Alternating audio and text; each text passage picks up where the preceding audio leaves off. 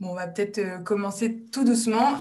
Tout le monde nous rejoindra et effectivement, pour ceux qui prennent en cours de route, on vous enverra l'enregistrement du webinaire. Si jamais vous avez raté le début ou si jamais vous devez partir avant la fin, il n'y a pas de souci. Du coup, bienvenue à toutes et à tous. Donc effectivement, c'est le 4e webinaire qu'organise Élu Local cette année. On est ravis de voir que ça fonctionne, puisque vous êtes de plus en plus nombreuses et nombreux. Vous étiez donc 310 inscrits. Pour l'instant, on est 111, mais je pense que les gens vont nous rejoindre au fur et à mesure. Du coup, l'idée, moi je suis Clémence Chanel-Lanier, je suis responsable de l'animation des réseaux chez Élu Local et c'est moi qui vais animer donc, ce rendez-vous ce soir. Je prendrai un petit temps juste pour vous rappeler les règles, entre guillemets, du webinaire. Donc effectivement, comme vous le voyez, c'est un format un peu différent, donc on ne voit pas forcément vos visages et on ne vous entend pas. N'hésitez pas à poser vos questions dans le chat, comme vous avez commencé déjà à le faire, ou à lever la main. Comme ça, moi, je prendrai vos questions au fur et à mesure de la soirée, entre guillemets. On va d'abord donner la parole à Madame Duby-Muller et Madame Gattel. Ensuite, je leur poserai, moi, des questions pour un peu lancer le débat. Et ensuite, on vous laissera la parole. Donc, à ce moment-là, n'hésitez pas à lever la main pour que je vous donne la parole. Évidemment, comme vous le constatez, très nombreuses et qu'on a un temps imparti, n'hésitez pas à être concise et à aller droit au but. Même si vous avez des témoignages à nous faire part, n'hésitez pas à témoigner. C'est l'idée, mais essayez de ne pas trop rentrer dans trop de détails pour qu'on puisse laisser parler le plus de monde possible. Je vais commencer par vous présenter Élu Local, quand même, pour ceux qui ne nous connaîtraient pas. Hop là. Ça, on ferme. Ça, on ouvre. Les aléas du direct. Voilà. Donc effectivement, on est là pour donc rencontrer Virginie Duby-Muller qui est députée de Haute-Savoie et Françoise Gattel qui est sénatrice d'Ille-et-Vilaine sur la thématique Femmes en politique, ce qu'il faut savoir pour s'imposer. Donc Élu Local, c'est un organisme transpartisan et indépendant dont la mission est d'unir les femmes élues de France pour changer le monde politique, leur permettre de rayonner dans leur mandat local et d'accéder à des postes exécutifs. Donc ça a été créé par Julia Mouzon en 2012, donc on a bientôt 10 ans. Autour d'événements un peu emblématiques, on a donc les journées des femmes élues qui sont des événements locaux, enfin régionaux et nationaux. Et à côté de ça, donc on a 35 réseaux d'élus locales. Je crois qu'on a quelques ambassadrices qui sont parmi nous ce soir, dont l'objectif est aussi d'accompagner les femmes, de vous permettre d'avoir un réseau, de vous permettre d'échanger, de partager et de vous retrouver autour de cette thématique de la femme en politique qui est un sujet pour le moins pas évident et on va creuser cette question ce soir avec nos deux intervenantes. On fait des webinaires depuis le début de l'année et c'est vrai qu'on s'est dit qu'il était temps de passer à la question de votre position de femme en politique. Vous accompagner dans votre mandat, c'est une chose très importante qu'on fait au quotidien, mais aussi envisager votre position en tant que femme, c'était important pour nous, d'autant qu'on s'en rend compte, comme vous le voyez sur cet écran, que même si les femmes prennent de plus en plus de place en politique, elles rencontrent encore des obstacles pour s'imposer. Même si la parité donc, est obligatoire dans certaines sphères de la vie politique et publique, on se rend compte qu'on n'a que 20% de femmes qui sont maires encore après les élections de 2020. On a 12% de femmes qui sont 12% de présidentes de PCI qui sont des femmes, pardon. 20% de présidents de région qui sont des femmes, 14% dans les départements, c'est encore moins pour les élections qui arrivent. Et pour les députés et les sénatrices, on est à 38 et 32%. Donc, comme vous pouvez le constater, on n'est toujours pas à la parité égale. Donc, effectivement, même si ça avance, même si les choses évoluent, on se rend compte qu'il y a beaucoup d'obstacles. Et l'idée, c'est qu'on soit là ce soir pour en parler, donc avec nos deux intervenantes, qui vont nous faire part un peu de leur parcours. Donc, Virginie Duby-Muller est députée de Haute-Savoie. Je crois qu'elle est également conseillère départementale et vice-présidente de Les Républicains au niveau national. Françoise Gattel est sénatrice et il me semble qu'elle a également été vice-présidente de conseil départemental. Mais vous allez nous raconter tout ça dans le détail. Je vais commencer par laisser la place à Virginie Duby-Muller et je vais arrêter de partager mon écran. Voilà, je vous laisse la parole. Bien. Si vous pouvez peut-être nous raconter votre parcours, les obstacles que vous avez pu rencontrer, voilà, les conseils que vous auriez à donner à nos élus. Je vous laisse. Bien, merci pour ce mot d'introduction. Moi, je suis ravie d'être parmi vous ce soir pour m'exprimer sur mon expérience et mon parcours politique. Et je vous félicite pour les nombreuses personnes qui sont présentes avec nous ce soir. On voit qu'on a une belle représentation territoriale de la France métropolitaine et ultramarine. Donc voilà, je suis ravie de m'exprimer devant vous avec la sénatrice Françoise Gatel, qui est quelqu'un que j'admire aussi beaucoup. Donc voilà, c'est très bien de le faire en duo. Et du coup, à la fois l'Assemblée et le Sénat sont représentés. Donc c'est aussi un très beau symbole. Moi, j'ai commencé effectivement assez jeune. À la base, je suis une militante politique depuis l'âge de 18 ans. Mon engagement, il s'est concrétisé l'année de la dissolution, en 1997. Et c'est à ce moment-là que je me suis dit, voilà, j'ai été choquée évidemment du résultat de la dissolution. Je me suis dit, je m'engage. C'était en parallèle de mes études à Sciences Po Grenoble. Et à la base, moi, j'ai fait d'ailleurs des études en sciences politiques plutôt pour préparer les concours de la haute fonction publique et pas forcément dans la perspective de devenir un jour élu. Et je dirais que ce sont finalement des rencontres et des opportunités qui m'ont conduit à me présenter en 2012, alors que j'avais 32 ans, alors qu'initialement, voilà, ce n'était pas forcément un rêve que j'avais lorsque j'étais jeune, je voulais m'engager. Et puis ensuite, j'ai eu l'opportunité de travailler pour des députés de Haute-Savoie, parce que je suis très attachée évidemment à mon département et à mon territoire.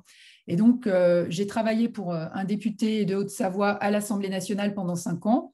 Ensuite, pour un autre député de Haute-Savoie en circonscription, ce qui m'a permis d'avoir une bonne connaissance du fonctionnement de cette institution, puisque je dirais que le rôle à Paris, donc en tant que législateur, n'est pas du tout le même que le rôle en circonscription. Et puis, en 2012, il se trouve que le député pour lequel je travaillais avait décidé de ne pas se représenter. Ce député, il s'appelle Claude Biraud. À l'époque, il avait 65 ans, donc il n'était pas du tout vieux. Il aurait tout à fait pu briguer un mandat supplémentaire, mais il avait fait le choix d'arrêter, sachant qu'il avait quand même 8 mandats derrière lui. C'est une longévité assez exceptionnelle. Et qu'il avait décidé de préparer évidemment sa succession. Et il avait fait le choix délibéré de prendre quelqu'un avec lequel il y avait un vrai changement de génération.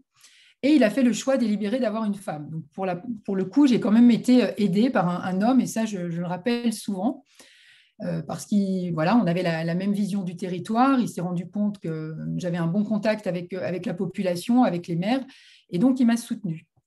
Et un des premiers obstacles, évidemment, ça a été l'investiture.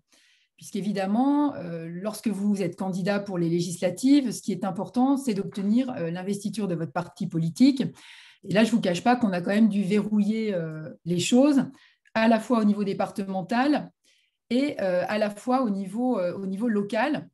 Donc, Claude Biraud a annoncé qu'il avait décidé de ne pas se représenter, mais uniquement si j'obtenais l'investiture, ce qui avait été accepté à l'époque par le président du parti et le président de notre fédération de Haute-Savoie, qui était Bernard Accoyer. Donc, à partir de là, évidemment, verrouiller cette investiture, c'était une chose extrêmement importante, surtout puisque la Haute-Savoie, vous le savez, est considérée comme un département plutôt de droite, et que nous, à ce moment-là, on était à l'époque de Nicolas Sarkozy président, on n'avait pas envie en fait de voir un parachutage de quelqu'un dans cette circonscription qui nous aurait été imposée. Donc, l'objectif, évidemment, c'était de garder la main, entre guillemets, sur le choix du candidat qui aurait été investi. Et moi, je ne vous cache pas que j'avais toujours en tête l'exemple qui est quand même assez connu de Roselyne Bachelot, vous le savez certainement, qui avait succédé à son père, M. Narquin, qui a été un ministre du général de Gaulle, et qui, lorsque son père avait annoncé qu'il ne se représenterait pas, et qu'il avait souhaité que sa fille, Roselyne Bachelot, prenne la suite, tous les caciques du RPR à l'époque, évidemment, étaient vent debout contre sa candidature. Donc, M. Larquin a dit, si c'est comme ça, il n'y a pas de problème, on va se calmer, je me représente. Et puis, au dernier moment, au moment du dépôt de candidature en préfecture, ils ont déposé la candidature de Mme Bachelot. Et c'est comme ça qu'a commencé quand même son parcours politique, qui lui a ensuite permis d'être député pendant plusieurs mandats, de devenir ministre et à nouveau ministre en ce moment. Donc, cette investiture, évidemment, ça a été un premier combat interne, mais qui s'est plutôt bien passé dans la mesure où j'étais soutenue à la fois, évidemment, par le député à qui j'ai succédé, mais aussi par les instances politiques à la fois locales et nationales. Ensuite, vous avez évidemment toute la partie de la campagne, où là, évidemment, les attaques commencent, donc il faut se blinder. Et moi, en 2012, j'avais 32 ans. Donc, évidemment, j'étais assez jeune et évidemment, j'ai fait l'objet d'un certain nombre de critiques. Alors, jeune, femme, blonde, donc vous voyez, je cumulais entre guillemets les handicaps. Et puis, j'étais aussi jeune maman, puisque ma fille avait 6 mois au moment où j'ai lancé ma candidature. Et je me souviens évidemment que certaines personnes bien avisées ont lancé des choses telles que vous vous rendez compte, vous n'allez pas voter pour cette femme, elle préfère sa carrière à sa fille, ce qui est toujours agréable. Alors qu'évidemment, un homme voilà, qui aurait été un jeune papa, on aurait dit c'est formidable, c'est un jeune ambitieux, etc. Donc bon, moi, je ne me suis pas évidemment dégonflée. On a mené campagne, j'ai gagné. J'ai eu ensuite, évidemment, par la suite des attaques sur le fait ce sera la marionnette aussi de la personne à qui elle va succéder. Évidemment, une femme, elle n'a pas de cerveau, elle n'est pas capable de s'émanciper de quelqu'un. Et je peux vous dire que le député en question n'a jamais été sur mon dos, ne m'a jamais dit tu devrais voter ça, tu devrais faire ça. Au contraire, il m'a laissé vraiment toute liberté lorsque j'ai été élue, et c'est plutôt moi qui parfois allais vers lui pour lui demander des conseils sur tel ou tel sujet, mais il n'a pas du tout été intrusif, et ça, je tiens vraiment à le saluer. Donc, voilà comment s'est passée évidemment la campagne. C'est toujours évidemment des moments de rapport de force, des moments difficiles, et au cours desquels, justement, il ne faut pas flancher. Et c'est assez drôle parce que l'attaque là dont je vous parle, il se trouve que je suis aussi conseiller départemental aujourd'hui, qu'il y a des élections bientôt et que je suis candidate à ma réélection, et que le président du département actuel a décidé d'arrêter. Il se trouve que je réfléchis fortement à la présidence du département, et qu'aujourd'hui encore, je peux vous dire qu'il y a dans les mentalités eh bien, des réticences pour qu'une femme soit présidente du département. On a vu vos chiffres tout à l'heure, il y en a très peu. Et j'entends de nouveau les mêmes arguments. Vous voyez, certains qui disent ah elle sera la marionnette du président actuel qui a décidé d'arrêter. Donc, comme quoi, même avec 10 ans de parlementaire, une expérience derrière moi, des preuves qui ont été faites, eh bien, ce genre d'attaque un petit peu facile et basse continue. Donc, bon, voilà, je veux dire, c'est pas. Enfin, moi, je me blinde, hein, au contraire, ça ne me fait pas peur. Mais on voit qu'une femme, on continue d'aller sur ce genre d'argument un petit peu facile, alors qu'on a fait nos preuves, et qu'encore une fois, à un homme, on ne lui ferait pas ce genre de remarques. Une autre chose aussi qui m'avait beaucoup marqué en 2012, c'est la question de la légitimité des compétences. Et je me souviens parfaitement, comme entrée en matière de mes réunions, au départ, il fallait que je me justifie et que je légitime ma candidature, c'est-à-dire que je rappelais que j'avais fait Sciences Po, que j'avais travaillé 5 ans à l'Assemblée, 5 ans à Paris et 5 ans en circonscription, et que j'avais évidemment toutes les compétences pour représenter mes administrés à l'Assemblée nationale. Alors qu'un homme, il était tout à fait légitime pour se présenter. On ne lui posait pas évidemment ces questions, on ne s'interrogeait pas sur son background. Lui, évidemment, il n'y avait aucun souci. Mais que moi, systématiquement, il fallait que je me justifie. Et ça, parfois, c'est un petit peu pesant. Donc ça, c'est les aspects, on va dire, un petit peu compliqués, mais bon, ça, il faut tenir bon, et les résultats à la fois de 2012 et 2017 m'ont conforté. Et puis d'un autre côté, heureusement, vous avez des soutiens, enfin voilà, des gens qui trouvent que c'est formidable d'avoir des femmes qui les représentent. Vous avez aussi une sensibilité différente, davantage d'empathie. Moi, je suis restée aussi toujours très féminine dans mes tenues et autres, et je ne me suis pas, entre guillemets, masculinisée. Donc voilà, il y a aussi des choses qui se sont bien passées, et j'ai pu évidemment compter sur des relais, des gens qui m'ont fait confiance, hommes comme femmes, et c'est ce qui permet évidemment d'avancer. Et voilà, ce qui m'a permis à la fois en 2012 d'être élue et réélue aussi en 2017 dans un contexte assez difficile, puisque moi je suis députée LR et que par 2 fois j'ai été élue à contre-courant. D'abord en vague rose et ensuite en vague Macron. Et c'est vrai qu'en 2017, la campagne a été très difficile. À notre famille politique, nous étions à peu près 200 députés, nous sommes plus que 100. Donc, on voit qu'il y a eu une vague une déferlante assez violente.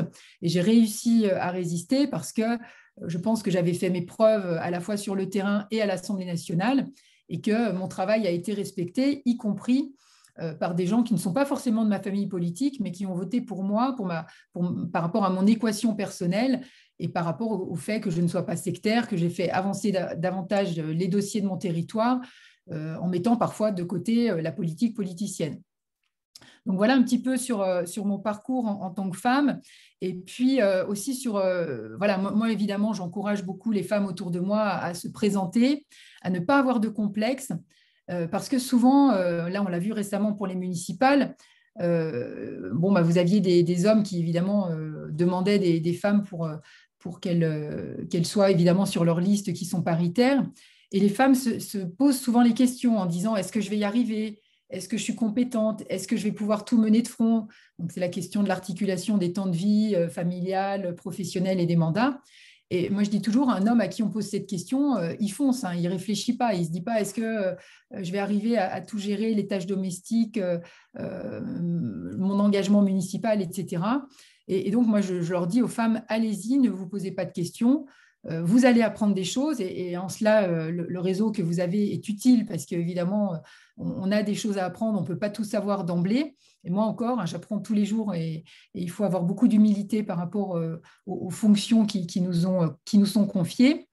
Mais donc, moi, évidemment, j'incite beaucoup les femmes à y aller, à se porter candidate, et puis surtout de ne pas avoir ces plafonds de verre qu'on a encore parfois, en se disant, dès que voilà, il y a une présidence d'interco, dès qu'il y a un mandat de conseiller départemental ou autre, est-ce que je dois y aller ou pas? Moi, au contraire, je les pousse en disant, ne vous posez pas de questions, vous êtes tout à fait légitime, vous êtes parfois même plus présente que les hommes, donc il faut y aller, on compte sur vous. Et je trouve que c'est aussi très bénéfique pour notre démocratie. Merci beaucoup pour ce témoignage hyper intéressant. Effectivement, je pense que vous avez vécu des choses qui doivent faire écho à pas mal du quotidien des élus qui sont dans nos spectatrices aujourd'hui. Même si ce n'est pas le même échelon, je pense que les difficultés sont malheureusement à peu près les mêmes. Je vais laisser la parole à Françoise Gatel. Alors, je me suis trompée complètement, veuillez m'excuser. Vous avez été maire de Châteaugiron et présidente de communauté de communes et présidente de l'AMF 35 et vous êtes maintenant sénatrice. Peut-être que vous pouvez pareil nous présenter un peu votre parcours, comment vous êtes arrivée en politique et puis si vous avez des conseils à donner à nos participantes. Bonjour à toutes et à tous. Je veux saluer ma collègue députée du Bimena, ravie d'être avec elle aujourd'hui et merci de votre invitation. Et je sais qu'il y a des hommes parmi nous et je voudrais saluer un de mes collègues, Loïc Hervé, qui est sénateur de Haute-Savoie et qui est membre de la délégation droits des femmes au Sénat.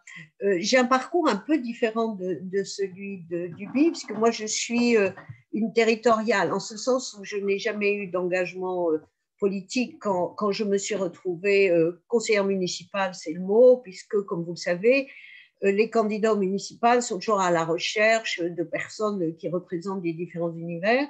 Et moi, j'étais engagée dans les parents d'élèves et donc j'ai été invitée à rejoindre une équipe municipale. Et en 2001, je suis devenue maire de ma commune, Châteaugiron en Yvelines, qui aujourd'hui fait 10 000 habitants.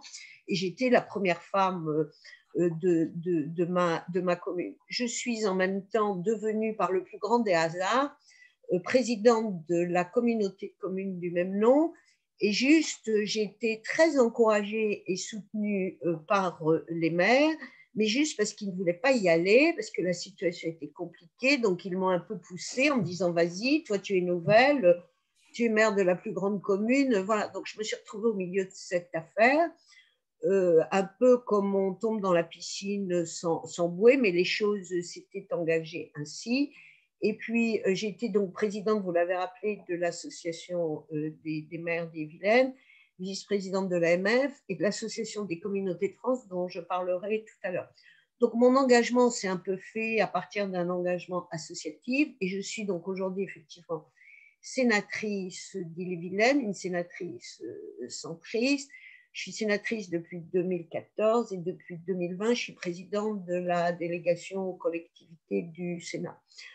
Donc, ce que j'ai découvert, c'est que l'engagement comme conseillère municipale était, j'ose pas dire assez facile, mais on a eu recours à moi comme à d'autres parce que voilà, il y avait besoin de femmes. Mais j'avoue que je n'ai pas eu de difficulté dans cette équipe.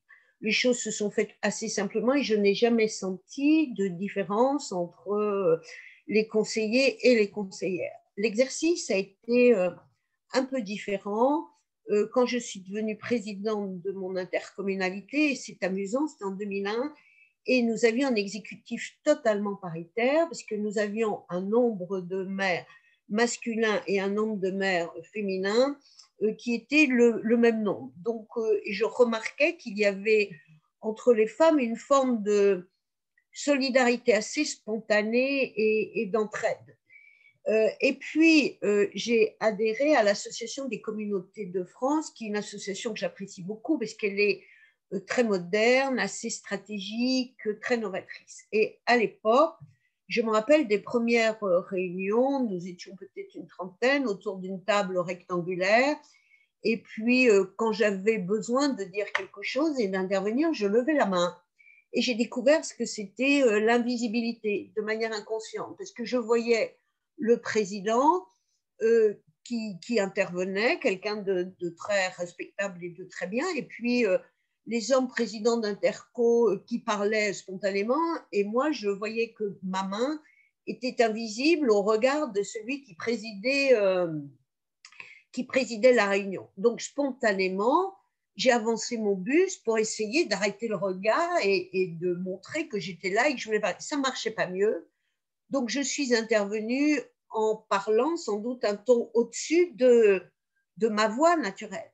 Et j'ai pris conscience, là, de ce qu'était un univers avec des codes sans doute masculins. Il n'y avait pas du tout de misogynie ou quoi que ce soit, mais c'était juste que nous étions invisibles parce qu'ils avaient une culture qui faisait que les femmes n'étaient pas, on va dire, dans leur champ de vision dans cet univers. Et j'ai remarqué que les femmes qui perçaient un petit peu dans cet univers étaient des femmes qui avaient une personnalité et qui marquaient de leur présence leur territoire, soit parce qu'elles avaient une compétence ou une expertise assez forte et un peu unique, soit parce que physiquement, elles arrivaient un peu à s'imposer d'une manière sans doute un peu forcée, mais elles arrivaient à prendre leur place. Donc, la parité n'était pas une chose naturelle et qu'aujourd'hui encore, je pense qu'on a encore besoin d'en parler et d'avancer, ce qui montre que l'exercice n'est pas naturel. Et quand on s'interroge pourquoi, c'est parce que je pense qu'on est encore dans une société où il y a une culture où la femme est encore, on va dire, multicompétente et multitâche, qu'elle a à la fois une vie professionnelle, aujourd'hui qui est, je trouve, plutôt assez reconnue, une vie familiale, parce que quoi qu'on dise, c'est encore elle qui porte pas mal les choses, et elle a aussi des engagements associatifs ou politiques, et c'est compliqué de mener cette vie qui est parfois une vie triple qu'elle souhaite et dans lesquelles elles excellent, alors même qu'il y a aussi des rythmes de temps qui rendent l'engagement difficile. Et si l'engagement est difficile pour les femmes, il est aussi, de manière générale, il faut le rappeler, pour des actifs. Parce que l'engagement politique est un engagement, un contrat à durée déterminée, et qu'il y a une question aussi de, on va dire, de pérennité du mandat et de sécurité financière qu'il ne faut pas négliger. Et puis, je distinguerais deux univers. Il y a l'univers où il y a une parité qui est imposée par la loi et qui se fait sur des scrutins de liste. Je parlais des conseils départementaux et des conseils régionaux, même si effectivement, aujourd'hui, il y a des observations sur les exécutifs régionaux et départementaux. Au Sénat, l'exercice est aussi différent puisqu'il peut y avoir des scrutins de liste, mais il y a un scrutin uninominal puisque le nombre de sénateurs, les sénateurs sont élus par département, varie selon la population. Donc parfois, il n'y a qu'un sénateur, donc ça peut être un homme et une femme, ce qui rend la parité un peu compliquée. Et puis, il y a ce qui est préoccupant, je trouve, ce sont à la fois les intercommunalités, mais aussi les syndicats, c'est-à-dire ceux qui émanent des structures communales.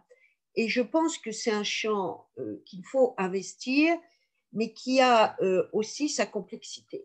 On a vu que le nombre de femmes maires a augmenté. On a à peu près, je crois, dans les conseillères municipales, 42% de femmes. Donc là, l'objectif n'est pas loin. Par contre, dès qu'on rentre dans les exécutifs, les adjoints ou les maires, la situation est très différente et qu'on a plus de femmes maires dans des petites communes que dans des grandes communes. Donc, on voit bien que là aussi, il y a des champs, on va dire, où l'accès aux fonctions exécutives est plus aisé pour les femmes. Ceci est aussi dû au fait qu'il y a des scrutins de liste ou pas. Aujourd'hui, on a des scrutins de liste à partir de 1000 habitants dans les communes et que là, la parité est obligatoire. Et puis, on a les structures qui émanent des communes. On a notamment les intercommunalités, mais aussi les syndicats. Parce qu'on parle peu des syndicats. Mais moi, je vous invite à regarder le nombre de syndicats auxquels vos communes adhèrent si vous êtes élu municipal, le nombre de femmes qui sont présidentes de syndicats ou vice-présidentes de syndicats. Alors là, c'est l'absolu désert. Et il faut aussi s'intéresser à cette sphère. Quand je suis devenue maire, moi, j'ai eu l'adjointe en charge des finances, c'était une femme, ce qui est aussi assez inhabituel, parce qu'il y a peu d'adjointes sur notamment la voirie, l'urbanisme ou les finances. Les femmes qui sont adjointes, puisqu'aujourd'hui, dans un certain nombre de communes, il faut une parité dans les adjointes, elles sont assez spontanément adjointes à la petite enfance, adjointes aux écoles, c'est-à-dire on les met dans des schémas un peu classiques, alors qu'on a des exemples de réussite assez extraordinaires de femmes dans le volet urbanisme ou équipement, et je les trouve très intéressantes parce qu'elles ont une façon d'aborder leurs fonctions qui est une manière absolument professionnelle de personnes qui ne connaissent parfois rien.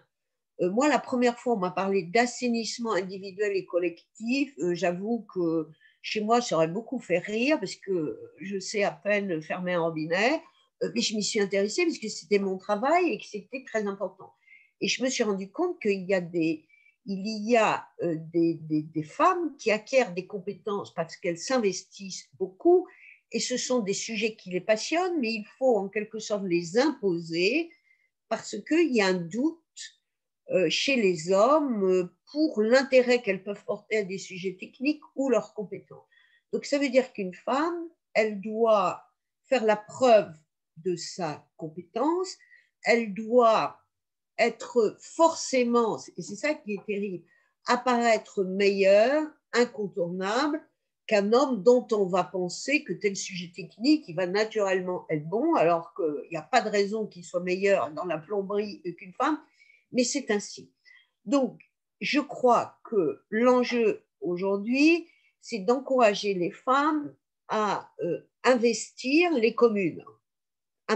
Enfin, je mets à part ce qui a été dit par ma collègue députée, je partage totalement l'engagement des femmes à l'Assemblée nationale, au département ou au conseil régional. Mais le champ, c'est vraiment celui de l'interco, des syndicats et des communes.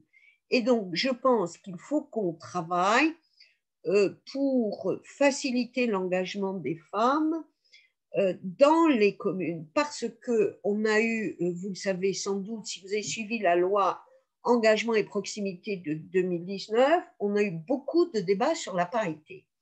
Il y a une tendance naturelle et qui est assez normale de vouloir imposer dans les EPCI une parité absolue. Or, il faut considérer les EPCI pour ce qu'ils sont. Les EPCI ne sont pas des collectivités.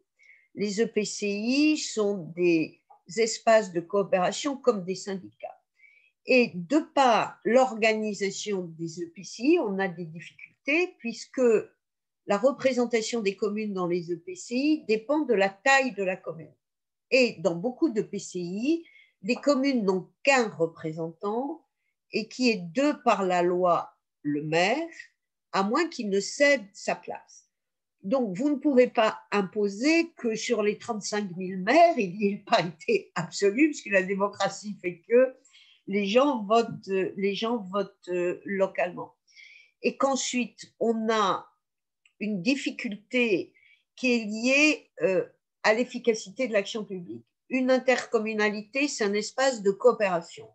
Il faut que les maires portent la politique de l'interco, sinon l'interco ne peut pas aboutir.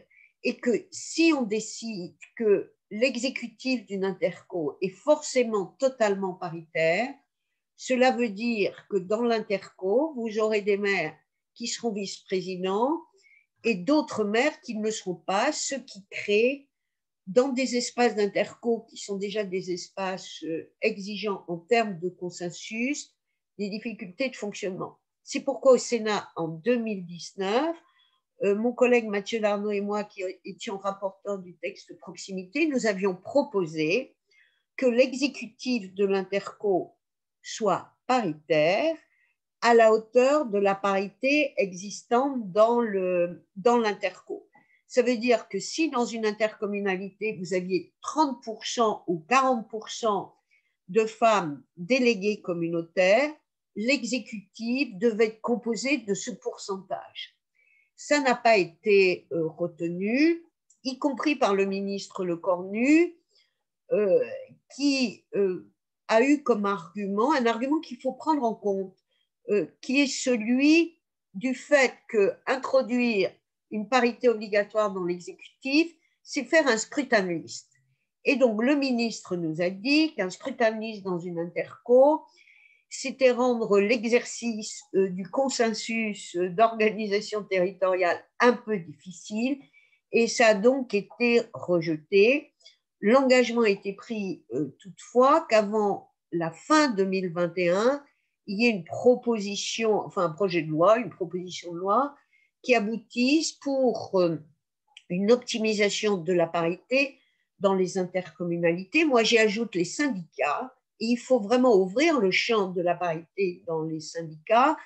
Et je crois qu'une des pistes à ouvrir, c'est celle de l'abaissement du scrutin de liste dans les communes. Je crois que c'est la seule manière de faire que les femmes vont s'engager d'une façon durable, pérenne, et qu'elles n'apparaîtront pas simplement comme, on va dire, la contrainte nécessaire, même si aujourd'hui, je pense que le regard a beaucoup bougé, y compris dans les territoires ruraux, mais si on n'abaisse pas le seuil pour un scrutin de liste dans les communes, on gardera des difficultés et des inégalités selon les territoires. Merci beaucoup pour ce témoignage très intéressant. On a effectivement un commentaire de Josiane Epo, alors qui dit qu'elle est d'accord avec vous sur le fait qu'il faut que les femmes s'engagent dans les communes et elle cherche des actions précises à mettre dans son plan d'action droit des femmes, égalité femmes-hommes, en dehors d'ateliers d'échange, de rencontres des femmes politiques de son conseil municipal. Effectivement, c'est un sujet qui est beaucoup d'actualité, notamment avec la Charte européenne pour l'égalité femmes-hommes. Et bon, si jamais vous avez des idées ou si jamais les autres participants ont des idées, n'hésitez pas à les mettre dans le chat. Je pense que ça intéressera tout le monde. Du coup, moi, j'avais une première question alors pour vous deux, parce que je pense que la réponse ne sera pas forcément la même. Est-ce que votre vision de la parité a évolué au fil de votre mandat ? C'est-à-dire qu'est-ce que vous avez aujourd'hui une position différente que celle que vous aviez au démarrage, ou est-ce que vous êtes à peu près toujours sur la même position ? Moi, je veux bien commencer. Alors moi, effectivement, j'ai évolué. Je ne vous cache pas que dans les années 2000, j'étais plutôt hostile au quota ou à la parité parce que je trouvais qu'il y avait un côté avilissant, presque humiliant, considérant qu'une femme, voilà, sans un quota, elle n'était pas capable d'accéder à des fonctions publiques. Et pour vous dire aussi une anecdote, lorsque j'ai passé le concours de Sciences Po Grenoble en 97, il fallait qu'on travaille sur des ouvrages. Et un des 3 ouvrages, c'était « Être femme en politique » d'Elisabeth Guigou. Et c'est finalement, vous savez, une des personnes qui a été précurseur pour les lois sur la parité en 2000 dans le gouvernement Jospin, etc. Donc, moi, j'avais vraiment cette vision quand même en considérant que c'était d'en passer par la loi, ce n'était pas forcément la meilleure des solutions pour avoir une meilleure représentativité des femmes. Et d'ailleurs, le sujet sur lequel nous avions à plancher, c'était une phrase, je crois, de Charles Pasqua, « Être femme, les quotas en politique, un mal nécessaire ». Donc, voilà quelle était ma position dans les années 2000. Et aujourd'hui, avec le recul, avec mon expérience, avec mon parcours, je peux vous dire que j'y suis favorable et que ma position a évolué. Voilà, je pense qu'on peut aussi évoluer sur ces sujets. Je constate que si on n'en était pas passé justement par des textes, par le fait de mettre des listes Shabada sur les municipales, les régionales, les européennes et un certain nombre de scrutins de liste, il faudrait encore des dizaines d'années pour qu'on ait des femmes qui soient bien représentées dans la vie publique. Et ce que je constate aussi, c'est que l'autre effet qui a été positif, c'est que ça a permis de constituer un vivier. Moi, je suis d'accord avec Françoise Gatel qui parlait de l'engagement, notamment sur les listes municipales. C'est-à-dire que ça permet d'être une première expérience et qu'après, vous allez avoir des femmes qui vont se dire finalement, je suis à l'aise, je me débrouille, ça me plaît. Et pourquoi pas aller sur un binôme pour les départementales, pourquoi pas aller sur les régionales. Et finalement, ce mandat municipal, il peut permettre de servir de tremplin. Et aujourd'hui, je crois qu'on a quand même un vivier qui s'est évidemment qui s'est élargi et qu'on n'a plus d'excuses pour ne pas avoir des femmes qui soient davantage présentes, notamment pour les questions de présidence, de syndicats, d'intercommunalité et autres. Donc, ma position, voilà, moi je le dis vraiment avec humilité, j'ai évolué en la matière. Hein, je considérais avant que, d'un point de vue philosophique, si vous voulez, j'y étais vraiment hostile, mais qu'aujourd'hui, d'un point de vue pragmatique, voilà, il fallait en passer par là pour faire évoluer les choses, parce qu'on voit qu'il y a évidemment un certain nombre de freins, des obstacles, qu'ils soient psychologiques, qu'il s'agisse des partis, qu'il s'agisse aussi de la logistique. Hein. Enfin, comme je vous disais, moi, quand j'ai été élue à 32 ans, on était très peu de femmes de moins de 40 ans qui étions députées. Et quand vous êtes une élue de province, il y a toute la question de la logistique qui se pose. Et moi, je ne vous cache pas que si je n'ai pas mon mari, si je n'ai pas les deux grands-mères qui me donnent un coup de main, ce serait très compliqué. Donc, il y a aussi toutes ces questions qui viennent s'agréger aussi à vos choix et qui ne sont pas du tout, évidemment, les mêmes pour un homme. Donc, moi, je pense évidemment que les lois ont eu ces politiques volontaristes ont été bénéfiques et voilà, et ont encouragé en tout cas les femmes à y aller et ont un peu brisé des plafonds que parfois elles s'étaient mises de façon inconsciente. Pour prendre la suite du BI, moi j'aime le mot mal nécessaire. En soi, je n'aime pas les quotas parce que dès lors que l'on croit à l'égalité universelle, en quoi aurait-on besoin des quotas? Sauf que je pense qu'à un moment, les quotas sont nécessaires pour forcer les choses à avancer. Il y a d'autres pays qui ont instauré des quotas. En tout cas, les quotas, ils ont permis de beaucoup progresser. Maintenant, je crois qu'ils ne sont pas suffisants et en lisant les commentaires qui sont faits, je réfère plusieurs remarques. La première, c'est qu'il est très important de faciliter l'engagement. C'est vrai de manière générale pour les actifs, c'est-à-dire ce qu'on appelle des jeunes actifs. Pour être maire aujourd'hui, quand vous avez 30 ans ou 35 ans et que vous avez un job, que vous soyez un homme et une femme, c'est un exercice compliqué. Donc, dans engagement et proximité, on a essayé d'avancer sur ce que quelqu'un appelait le statut de l'élu. Alors, le mot statut est un mot juridique un peu difficile, mais je pense qu'il faut faciliter l'engagement. On a instauré des indemnités ou de la prise en charge des frais de garde des enfants pour les parents qui avaient de jeunes enfants, considérant que les horaires de réunion sont assez incompatibles d'ailleurs avec une vie professionnelle ou une vie de famille. On a essayé de mettre en place du droit à la formation, le droit individuel à la formation, et je pense qu'il faut qu'on travaille sur la sécurisation des parcours. Et alors, moi, j'avais proposé au moment d'engagement et proximité, mais ce n'était pas le moment, puisqu'il y avait quelques énervements sur la réforme des retraites. Mais je pense que, comme aujourd'hui, on a, par exemple, un bonus de points retraite pour quand les gens ont élevé des enfants. Je pense que comme quelqu'un s'est engagé sur un mandat où il n'y a pas d'indemnité, parce que je rappelle que les conseillers municipaux ont 0 indemnité, on doit pouvoir leur donner une sorte de bonus pour leur retraite, parce que les femmes qui sont engagées dans des fonctions municipales, elles ont 0 indemnité et parfois elles diminuent leur temps de travail. Donc ça, c'est un vrai sujet.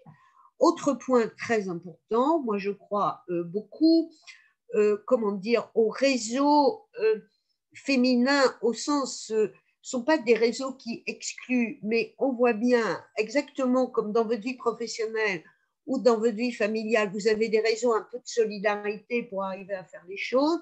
Je crois qu'il faut absolument, alors ce que vous faites au niveau d'élu local est un bon exemple, mais il faut décliner ça au plus près du terrain.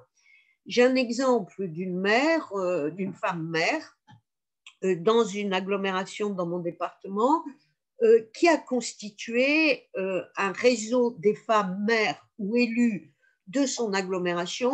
Elles se réunissent 3 ou 4 fois par an sur un sujet, ou voilà, pour entretenir le lien, et qu'elles échangent assez spontanément leurs questions et leurs bonnes pratiques. Je crois qu'il est plus facile de s'engager quand autour de soi, on a ce réseau qui nous soutient, qui nous pousse et qui nous encourage. Et au-delà du réseau d'échange de bonnes pratiques entre femmes élues, je pense qu'il faut que, quand on est élu local notamment, on est maire, on est adjoint ou on est conseiller municipal, je trouve qu'il faudrait faire des réseaux assez légers, mais vraiment visibles, avec aussi les femmes qui sont engagées dans les associations. Parce que c'est dans ces réseaux qu'on sait que l'on a des femmes qui ont un sens de l'engagement et qui, à un moment, au-delà du réseau associatif, elles ont envie d'aller un peu plus loin ou dans une autre sphère. Et donc, moi, je crois que la parité, elle progressera, alors par les quotas, ça c'est certain, mais elle s'ancrera par des réseaux que les uns et les autres entretiennent. Et quand j'étais présidente de l'association des maires, je me souviens que moi j'instaurais des réunions de femmes élues et je voyais qu'ensuite, en proximité, 3 femmes maires d'un secteur voisin se réunissaient, s'échangeaient des téléphones, des mails, et vous voyez, ça sécurise, ça aide et ça installe vraiment un maillage territorial féminin d'une manière très légère et qui fait qu'on n'a pas peur, on ne se demande même pas est-ce que je vais y arriver, parce qu'on est poussé et on est entraîné par une vague collective qui est de grande solidarité et de grande convivialité, je trouve. Et dernier point, j'ai vu aussi qu'on parlait des conseils de développement. Dans les intercommunalités, les conseils de développement existent. Eh bien, si les femmes, elles ne sont pas dans des conseils communautaires, il faut qu'elles envahissent et qu'elles investissent les conseils de développement. Parce que c'est comme ça que leur présence devient incontournable, devient très vertueuse, et le maillage du territoire par des présences féminines un peu partout et dans tous les cercles sont des éléments vraiment facilitants et je crois qu'ils permettront d'aller plus loin et d'une manière pérenne. Merci beaucoup. Juste pour compléter, moi je suis tout à fait d'accord avec l'importance évidemment du réseau et du mentoring. Là, j'ai vu aussi ce terme dans le chat. Je crois qu'il y a aussi une solidarité, une bienveillance entre les femmes. Je le vois notamment au niveau du département et des binômes. Et on voit encore aujourd'hui que certains ont oublié que c'était une assemblée qui était paritaire. Il y en a d'ailleurs au niveau là, des élections départementales qui parlent de leur remplaçante. Ce n'est pas une remplaçante, c'est un binôme. Chacun a une voix et représente un canton de façon égale. Mais cette notion, en tout cas, de réseau, évidemment, elle est très importante. Nous, on l'a mis en place au niveau des femmes LR députées à l'Assemblée nationale. Et de la même façon, voilà, on fait des échanges de bonnes pratiques, on se serre les coudes. Et puis, les anciennes voilà, nous donnent aussi des bons conseils. Et voilà, ça crée du coup une solidarité qui fait que, évidemment, ça nous conforte et ça nous facilite les choses. Merci beaucoup. Il y a Marine Bruno qui dit « Il me semble aussi nécessaire que vous ayez conscience que vous êtes des rôles modèles pour nous qui nous engageons actuellement et pour les autres à venir. Et ce, quel que soit votre côté politique. Dans tous les cas, nous manquons tant de femmes visibles que plus vous visibilisez, plus vous montrez aux autres que c'est possible. Donc ça, effectivement, je pense que c'est important que les femmes qui sont importantes en politique se montrent. Sur la question du réseau, effectivement, peut-être que je laisserai la parole. Je crois qu'on a une ou plusieurs de nos ambassadrices qui sont là ce soir, peut-être pour qu'elles nous racontent un peu pourquoi elles se sont engagées en tant qu'ambassadrices d'un réseau élu local et qu'est-ce qu'elles y trouvent, qu'est-ce que ça leur apporte et qu'est-ce qu'elles mettent en place comme action. Effectivement, le réseau, c'est une force d'échange et de changement. J'avais une autre question pour vous, à laquelle vous avez déjà un peu répondu, Madame Gatel. Comment défendez-vous, dans le cadre de votre mandat, l'avancée de l'égalité femmes-hommes en politique?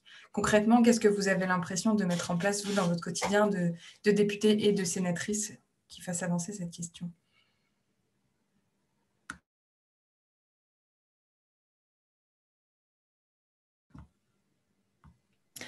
Alors concrètement, moi je fais partie de la délégation aux droits des femmes, donc voilà, c'est des sujets sur lesquels je m'engage dans le cadre de la délégation ad hoc, qui va travailler de façon transversale sur les différents textes pour voir si la parité est respectée ou pas. Et puis au-delà, ça va être toutes les questions de violence conjugale, ça va être la prostitution, enfin tous ces sujets larges, entre guillemets, en lien avec l'égalité homme-femme. Donc moi, évidemment, ce sont des sujets sur lesquels je m'implique, sur lesquels je m'implique aussi au niveau de ma famille politique, parce que dans les partis, là aussi, il faut que les choses évoluent. Et nous, au niveau de l'équipe dirigeante, on a été plusieurs femmes à pousser aussi pour que l'équipe dirigeante soit paritaire, pour que lorsqu'il y a, en ce moment, vous savez, on fait des conventions, on travaille sur le fond, etc., faire en sorte qu'il y ait aussi des femmes qui soient présentes, parce qu'on a encore ces brochettes d'hommes, vous savez, sur les tribunes et autres. Et on leur dit, mais je ne sais pas, moi, sur la sécurité, vous avez aussi des femmes qui peuvent s'exprimer, sur les finances publiques aussi, on a des expertes. Donc, ne nous oubliez pas, et que parfois, lorsque vous avez uniquement des hommes qui s'expriment sur une convention, et qu'on le fait de façon consciente ou pas de ne pas mettre de femmes, ça dessert aussi le parti, parce que moi, je trouve que ça ne donne pas une image de parti moderne lorsque vous n'avez pas des femmes qui interviennent au cours d'une convention et qui ne sont pas, en tout cas, présentes et qui ne sont pas visibles. Et moi, vous savez, je suis donc députée de Haute-Savoie, donc on a la Suisse pas très loin. Et en Suisse, on a un conseil d'État, un élu, qui a signé une charte de l'ONU qui fait que si, par exemple, pour les discours, vous n'avez pas une femme qui s'exprime, il ne prend pas la parole. Et ça, je trouve que c'est quelque chose d'assez engageant, parce que du coup, lorsqu'il va y avoir une inauguration, une manifestation particulière, s'il n'y a pas de femme qui a été prévue, il va dire moi, je ne prends pas la parole. Et ça, je trouve que c'est bien, parce que ça oblige aussi déjà les organisateurs à se dire tiens, est-ce qu'il y a une femme? Alors évidemment, il ne faut pas qu'elle soit là pour faire joli et juste pour. Mais que voilà, on pense aussi à ce que les femmes soient visibles lors des inaugurations, lors des manifestations publiques, etc. Parce qu'encore parfois et encore trop souvent, on a des brochettes d'hommes. Et je ne vous parle pas évidemment des cérémonies de couper de ruban, machin, où on vous marche sur les pieds et on vous met derrière. Et là aussi, ce sont des petits détails. Mais je le dis aussi aux femmes élues qui sont là, imposez-vous, ne vous laissez pas marcher sur les pieds et soyez aussi en première ligne lorsqu'il y a ce type d'événement, parce que c'est aussi une façon de montrer que vous êtes là, que vous êtes visible, que vous êtes tout aussi légitime que vos collègues adjoints ou autres, et que aussi à ce niveau-là, prenez le pouvoir et ne restez pas en retrait, parce que parfois c'est aussi un peu un défaut des femmes où on n'ose pas y aller, etc. Et là, je pense qu'il faut pas avoir de complexe.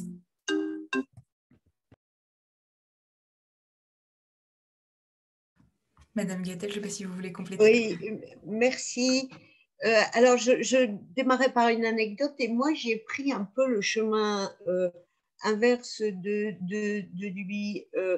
Il y a, je ne sais plus, 5 ou 6 ans, j'ai été invitée un jour que le président de la République, enfin, c'est un peu plus que ça, je ne sais plus quel c'était, enfin bref, vient dans le Morbihan. J'étais présidente de l'association des maires d'Yvelines et mon collègue m'invite.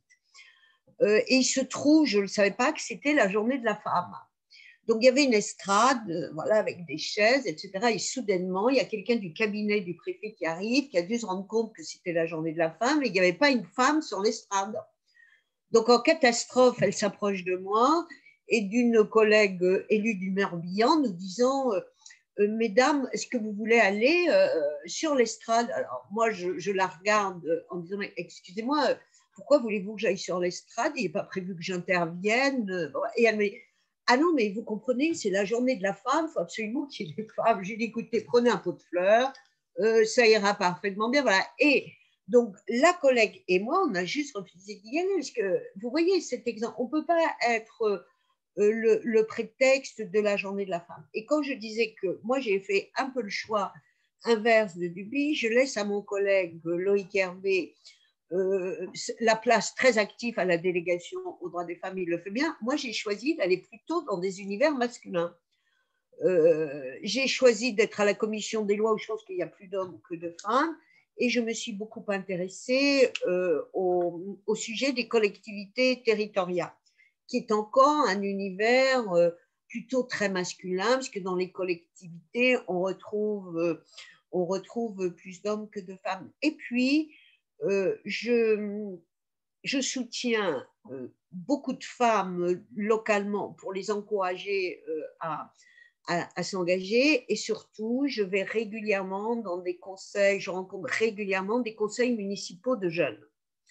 Ou dans les conseils municipaux de jeunes, il y a souvent beaucoup de filles, et régulièrement, je les encourage à poursuivre leur engagement, et je me dis que parmi tous ces jeunes qui sont dans ces conseils municipaux de jeunes, il y a à la fois de la part des garçons une éducation au fait que quand on discute des choses publiques, il y a autant de filles que de garçons, et les filles, elles ont, comment dire, plus de spontanéité qu'on peut avoir quand on est adulte, puisqu'il n'y a pas d'exigence de compétences ou de reconnaissance, et que je trouve que les filles, elles ont un engagement pour la chose publique, une appétence qui est assez remarquable.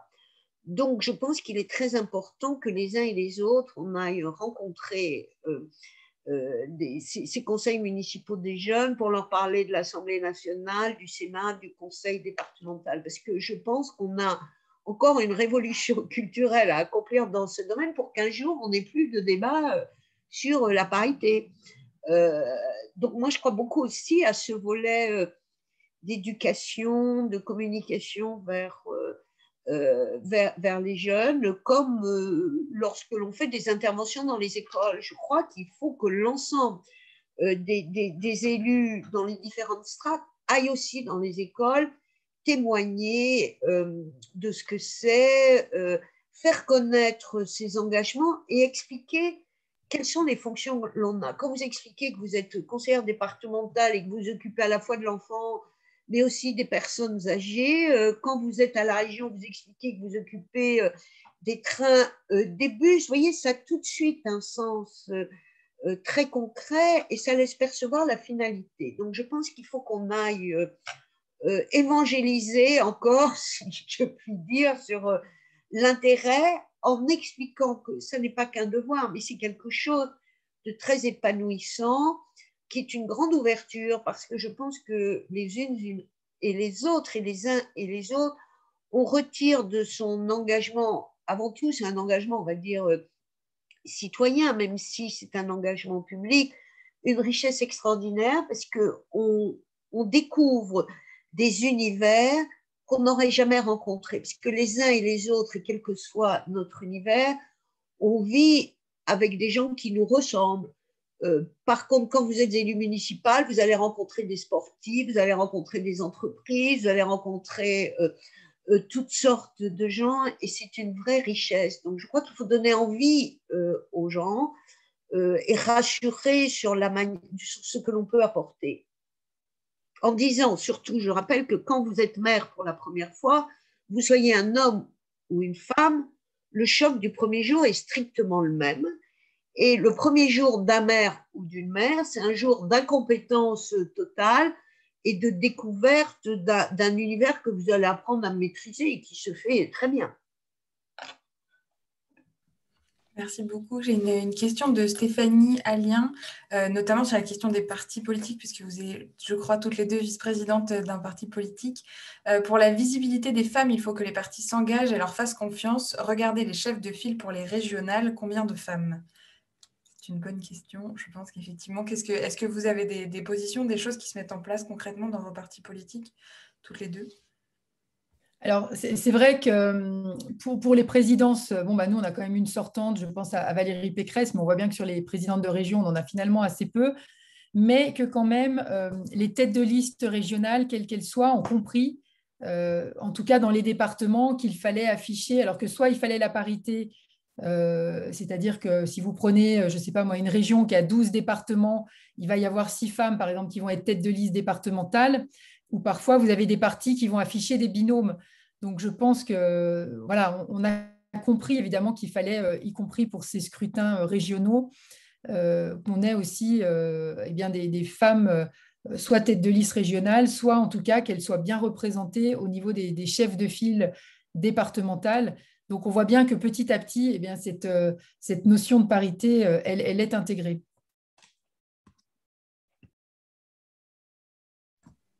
Je pense aussi que, notamment sur les régionales, il y a des opportunités pour les femmes qui veulent s'engager parce qu'elles ne sont pas si nombreuses que ça. Et quand on est à l'échelle des élections régionales, on est à des échelles d'appareils politiques. Donc, je pense qu'il y a pour des femmes qui ont envie d'investir ce champ des opportunités, même si elles sont difficiles et que parfois vous êtes tête de liste parce qu'il fallait une femme. Mais c'est ainsi, comme il y a une fenêtre météo, il ne faut pas non plus la négliger au prétexte que…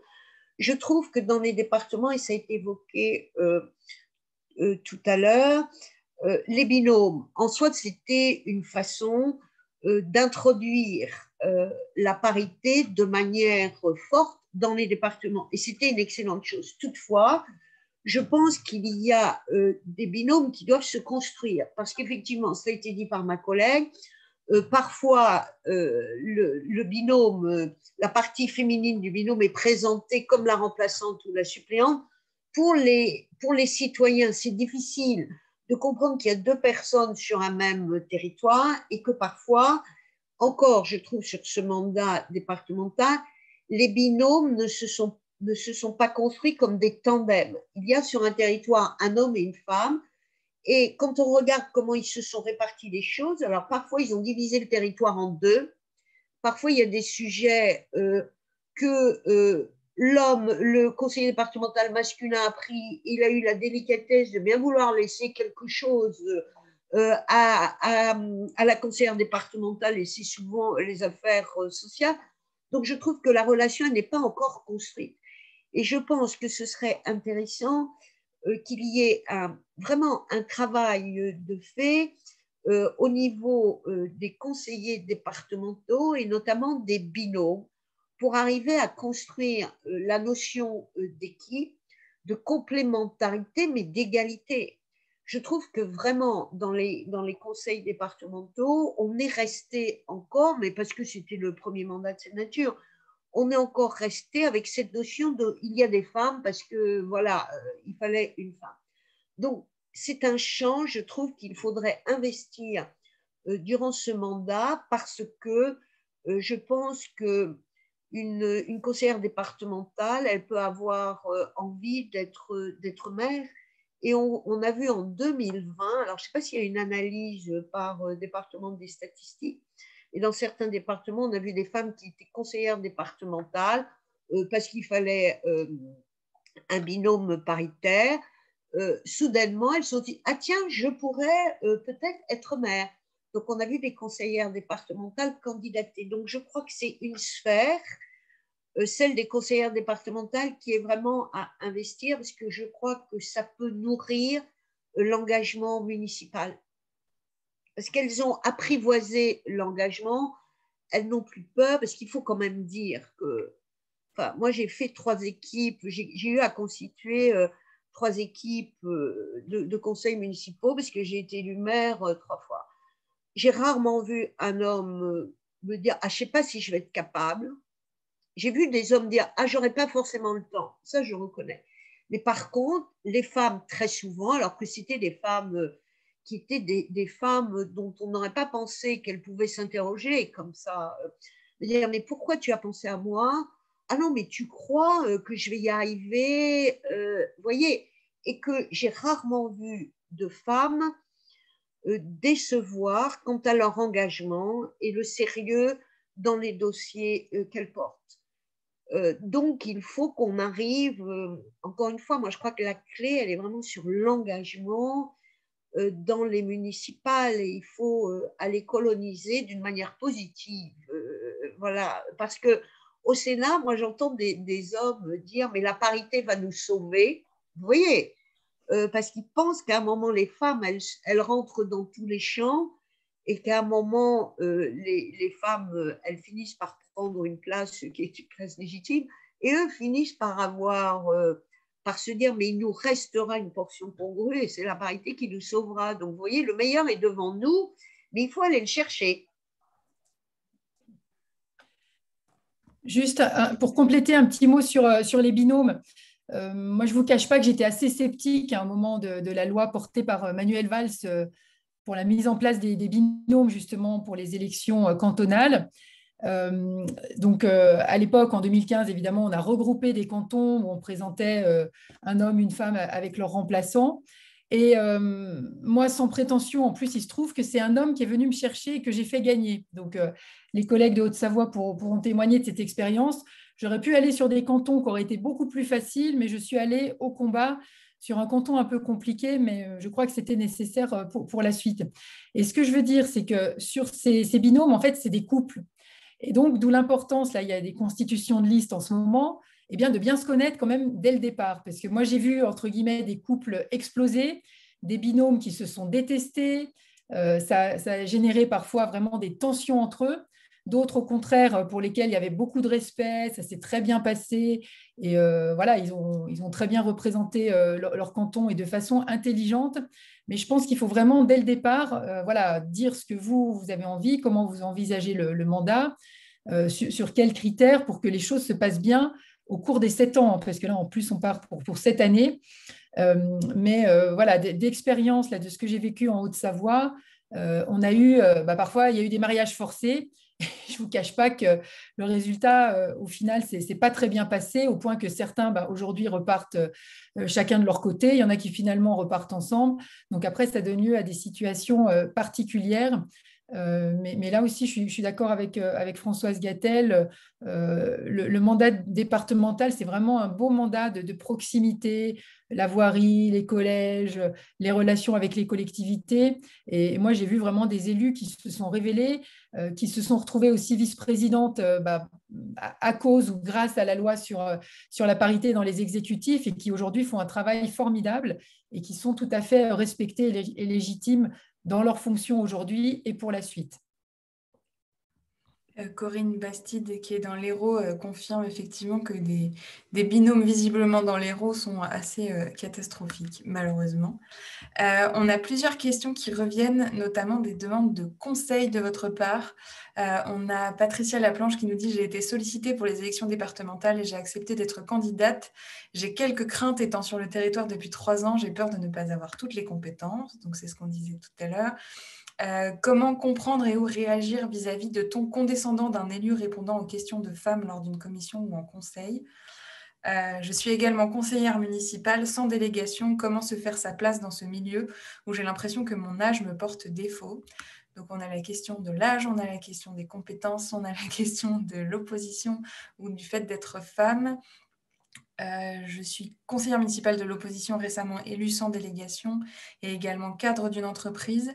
Quel dispositif existe pour pouvoir faire du terrain hormis le temps partiel?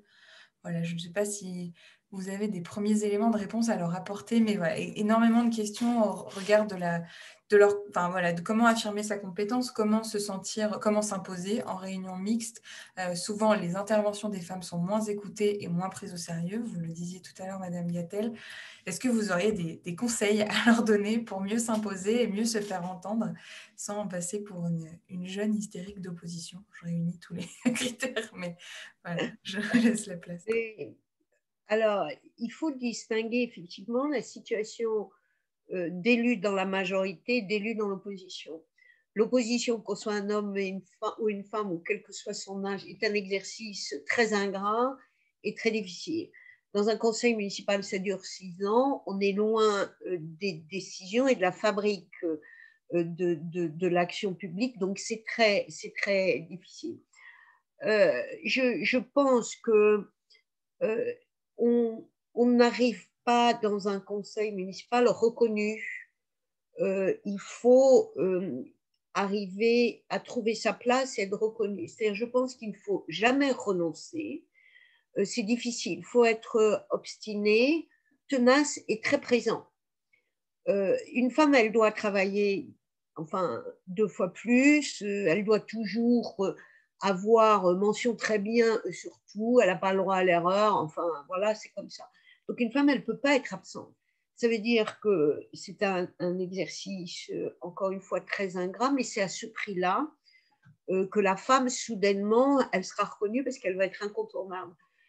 Donc, dans les commissions où on est, dans les commissions municipales notamment, je pense qu'il faut beaucoup travailler le sujet, rencontrer, aller sur le terrain, rencontrer les gens, être très attentif à ce qui se dit dans la commune, aux observations des citoyens, pour les porter d'une manière positive et toujours essayer de venir avec ce regard et cette attitude constructive, même quand on a envie d'envoyer balader quelqu'un qui est franchement nul, voire désagréable, parce qu'on ne gagnera jamais. Donc, il faut apprivoiser celui qui parfois est son adversaire, tout simplement. Donc, c'est par la constance, c'est par le travail. Si on est, par exemple, dans la commission affaires scolaires, qu'on soit dans l'opposition ou pas, c'est intéressant de savoir combien il y a d'enfants scolarisés, les chiffres des 5 dernières années, combien il y a d'enfants à la cantine. Enfin, vous voyez, il faut faire ce travail. Et puis ensuite, il y a la question de la disponibilité. Ça, c'est un vrai sujet. Quand quelqu'un travaille dans une grande entreprise, il y a parfois, notamment quand les entreprises sont engagées en matière de RSE, de responsabilité sociétale, il y a parfois des crédits d'heures qui sont donnés. Quand vous êtes dans une petite entreprise, que vous soyez un homme et une femme, les réunions dans la journée, ben ça n'est pas possible, ça reste très compliqué. C'est pourquoi je pense qu'on doit davantage avancer sur, appelons ça le statut de l'élu, même si en France, ce sont des citoyens qui gèrent notamment leur commune, hein, parce que entre des élus qui ont des indemnités, vous êtes adjoint, vous êtes conseiller départemental ou régional, vous avez une indemnité. Vous êtes conseillère municipale, vous avez 0 centime et vous devez vous rendre disponible. Donc l'exercice est difficile. Donc je pense qu'il faut qu'on avance sur des propositions qui facilitent l'engagement. Et puis que vous soyez dans l'opposition ou dans la majorité, il faut se former. Et on vient de passer au Sénat l'application des ordonnances sur la formation des élus, où nous, on a apporté beaucoup d'améliorations au texte de la ministre sur le fait que la commune, elle doit permettre la formation des élus, mais que chaque élu a un droit individuel à la formation. Que vous soyez dans l'opposition ou que vous soyez dans la majorité, vous avez un droit individuel à la formation, c'est un crédit qui est donné par année. Et l'élu est libre de l'utiliser comme il veut. Donc, vous n'avez pas à demander la permission à votre maire quand vous êtes dans l'opposition ou à votre président du département. Et la collectivité a aujourd'hui capacité à abonder le crédit. Donc, une commune, un conseil municipal peut décider qu'il donnera un crédit de tant d'euros pour chaque élu pour tel ou tel type de formation. Et votre employeur ne peut pas refuser votre formation. Donc, formez-vous, découvrez, et en même temps, quand vous vous formez, vous apprenez, et surtout, vous rencontrez d'autres élus et vous créez votre réseau aussi à l'extérieur de votre commune. Et parfois, c'est plus facile quand on est dans l'opposition. Cela dépend des relations qu'il peut y avoir, mais on sait que c'est toujours un exercice plus délicat et plus ingrat. Mais il faut tenir.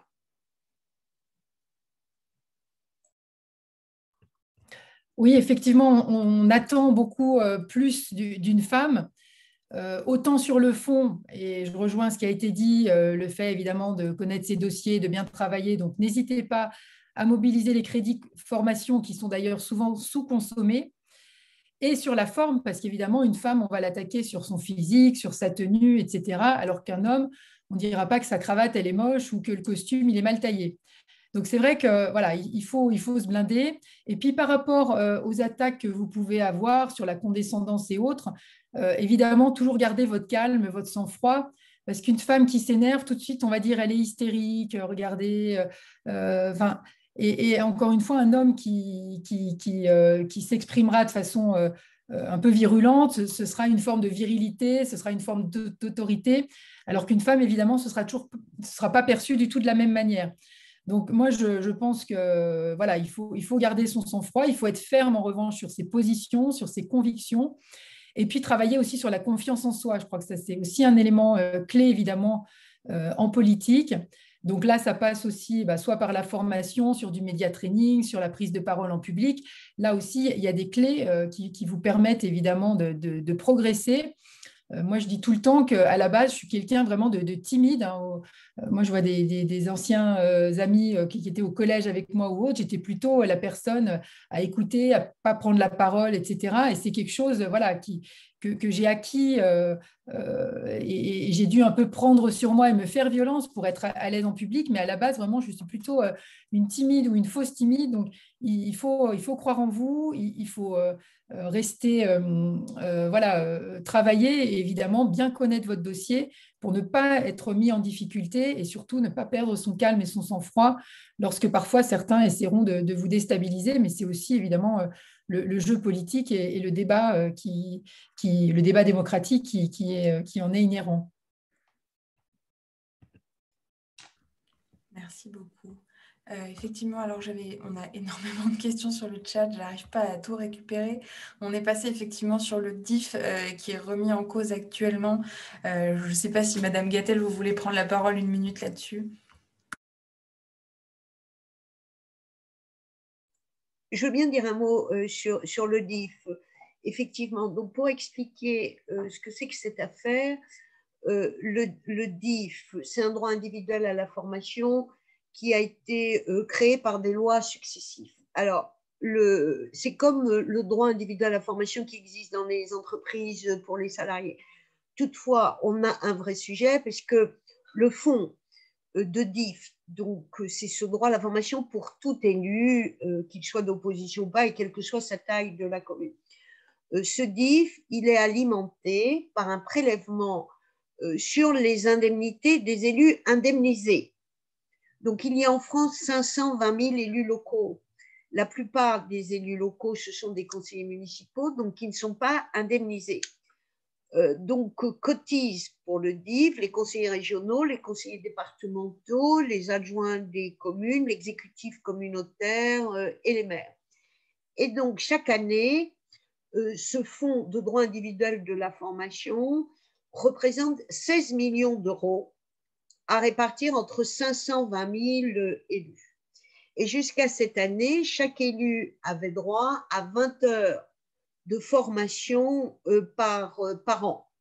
Seulement, comme il n'y avait pas eu d'encadrement, on est arrivé à une situation très délicate, si je puis dire, puisque le déficit aujourd'hui du DIF est de 23 millions d'euros à cette époque de l'année, alors qu'il représente annuellement 16 millions. Pourquoi? C'est parce qu'à un moment, on a eu, on va dire, quelques extravagances en termes de coût horaire de la formation, etc.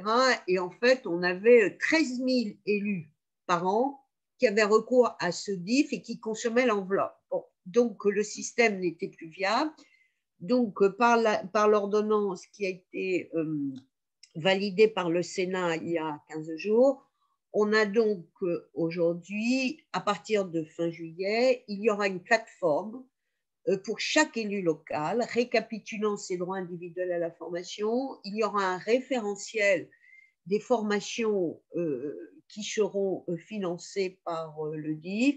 il y aura un agrément des organismes de formation et donc chaque élu pourra aller sur cette plateforme numérique pour actionner son droit qui pourrait être, je vous donne une idée, à peu près entre 500 et 700 € par an et cumulable sur les 6 ans d'un mandat, mais plafonné pour que tout le monde puisse y avoir accès. Et si un élu d'opposition ou un élu majoritaire, qu'il soit conseiller municipal ou conseiller départemental, veut aller en formation, il pourra utiliser ce crédit. Il pourra aussi, s'il est salarié, abonder avec son droit individuel de formation qu'il a de son entreprise, et donc la collectivité pourra abonder.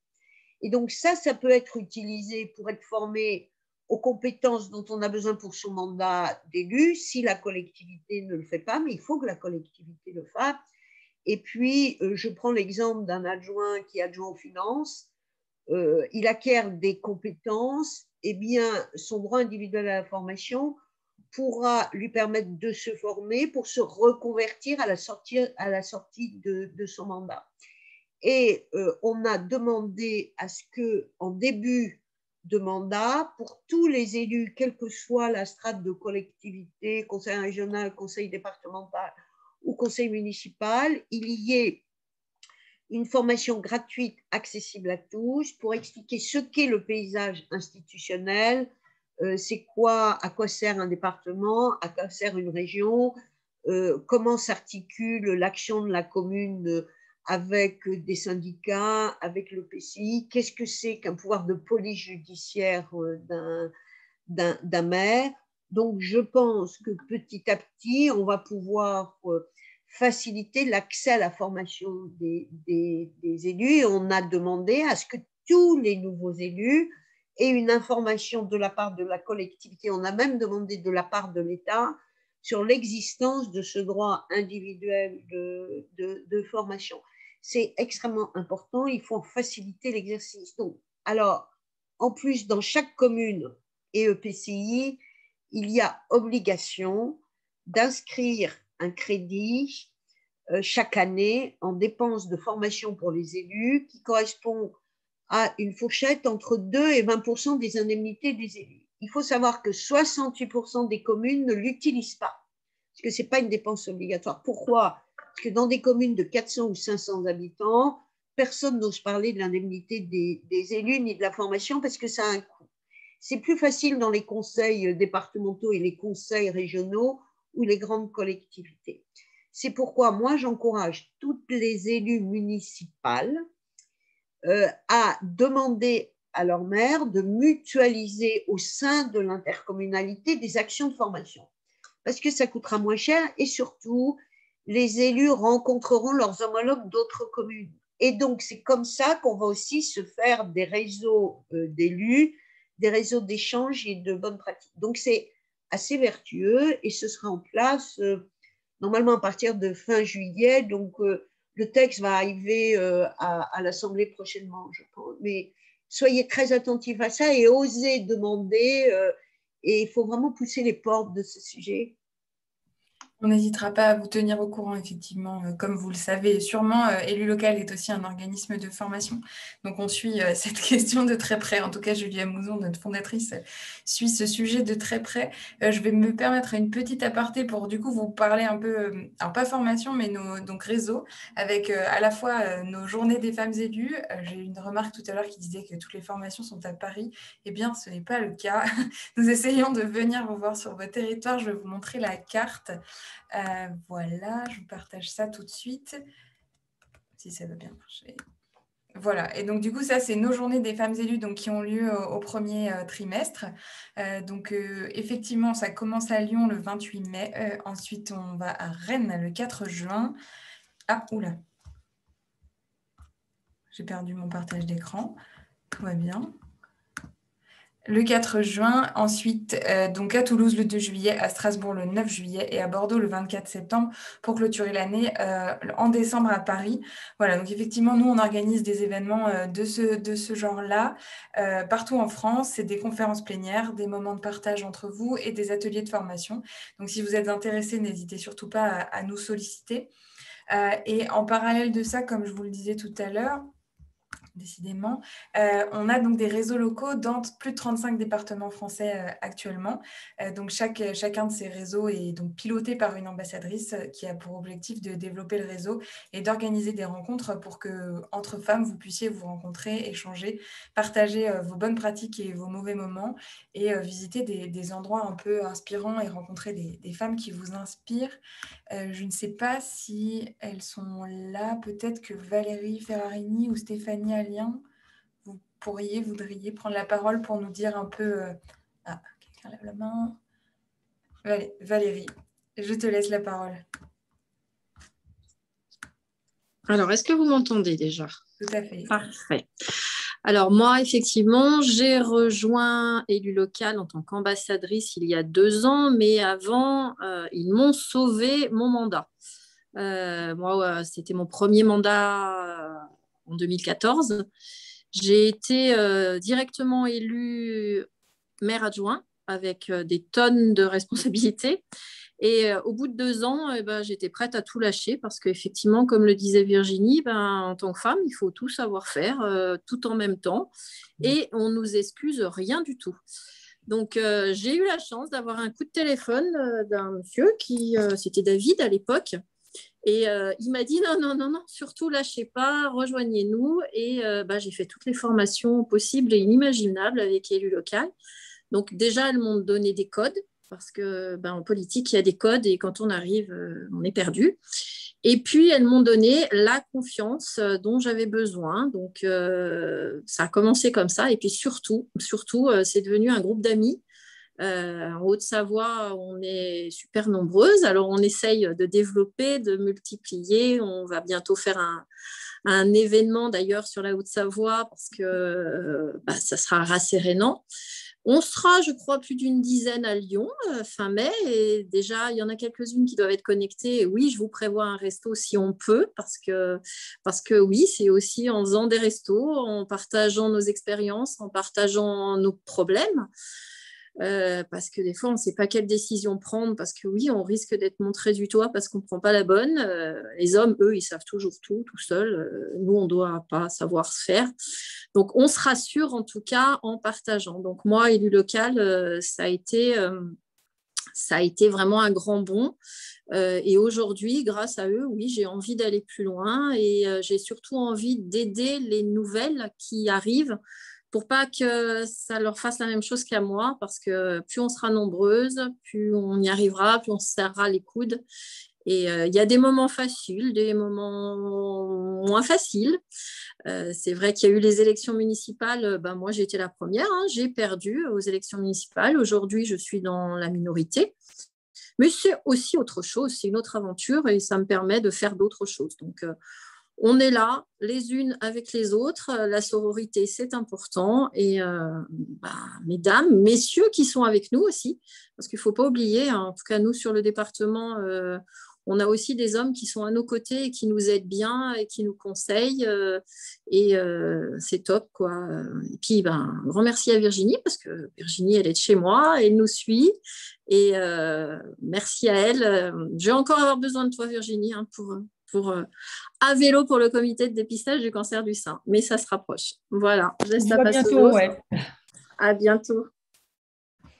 Merci beaucoup Valérie. Donc effectivement, nous évidemment, je vais forcément mettre en avant les réseaux locaux d'élus locaux, mais voilà, c'était vraiment surtout un témoignage pour vous dire que le réseau c'est important. Entourez-vous, rencontrez du monde. Marie Garcin a dit vivement ce moment-là, je suis à 2 doigts de démissionner. Bien surtout pas.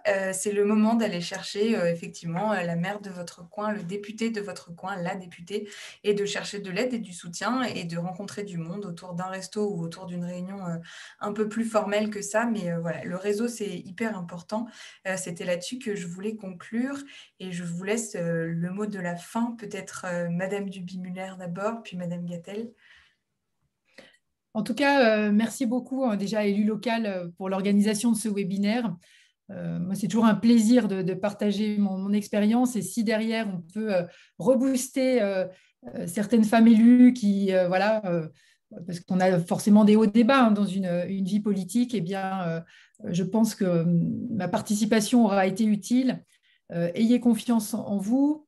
N'hésitez pas évidemment à solliciter voilà, des élus, des députés, des personnes qui sont là aussi pour vous donner un coup de main. Des organismes tels que Élus Local qui ont aussi une expertise qui a été acquise au fil des années justement pour vous donner les clés pour évoluer dans ce milieu politique qui est particulier, qui a sa propre culture, etc. Et voilà, rien n'est impossible. Et surtout, ne vous donnez pas de limites, ne vous brimez pas dans vos rêves ou vos objectifs de carrière. Moi, je crois que tout est possible et évidemment, je vous encourage à continuer dans vos parcours, quels qu'ils soient. Voilà, merci. Madame Guettel, je vous laisse le mot de la fin. Je prends le relais, je partage le mot de la fin de Valérie. Je dirais, par rapport à ce que j'ai lu ou entendu, les hommes ne doutent pas, mais je dis c'est aussi leur faiblesse, sincèrement, parce que je pense que dans la vie, que ce soit la vie professionnelle ou la vie personnelle, celui qui ne doute pas, à un moment, il prend le mur. Douter, c'est aussi avancer, progresser, échanger avec d'autres. Et je crois que c'est aussi la force des femmes qui ont peut-être, alors je ne sais pas si elles sont plus humbles, en tout cas, elles cherchent à comprendre. Et il faut douter, mais il ne faut jamais lâcher et ne jamais rester seul. Parce que chacune des expériences et des témoignages que l'on lit ramène à ce qu'est un engagement citoyen qui peut devenir politique. C'est difficile, on peut perdre les élections, on peut en gagner, on peut parfois avoir des difficultés à cumuler sa vie professionnelle, sa vie personnelle et sa vie citoyenne. Mais je crois que c'est une source d'enrichissement et quand on a envie, il ne faut pas lâcher. Par contre, il ne faut jamais rester seul. Parce que je pense que rester seul, ça rend les choses difficiles et que quelqu'un l'a dit, il faut trouver des gens pour comprendre les codes.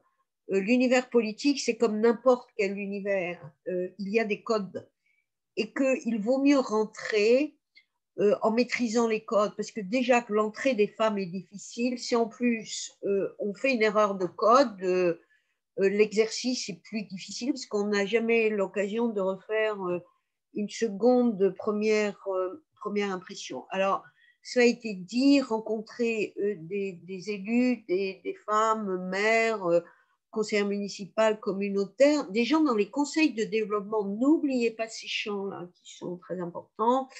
Rencontrer des députés comme Valérie, puis rencontrer aussi des sénatrices, voilà, parce que je crois qu'on a les unes et les autres plaisir à accompagner et à échanger, parce que l'engagement, c'est aussi comme une chaîne, quoi. C'est-à-dire à un moment, on s'engage, mais il y a la suite, parce que les uns et les autres, moi, je me suis engagée dans ce mandat de maire grâce à un homme qui, à aucun moment, m'a dit ah ben, vous êtes une femme, mais il faut y aller quand même. Non, non, il m'a dit il faut que vous y alliez.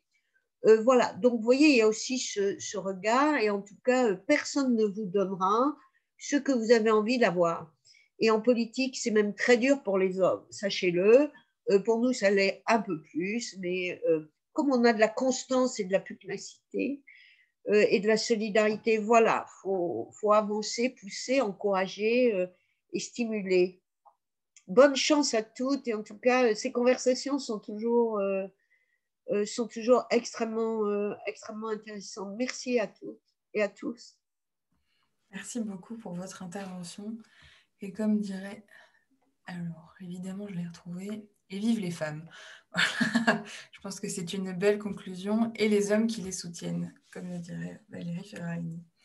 Merci beaucoup à toutes pour votre temps. Merci Madame Guettel, merci Madame Duby-Muller de nous avoir accordé ce moment très important pour toutes, je crois, qui ont l'air de ressortir boostées et prêtes à repartir. Merci beaucoup. Au revoir.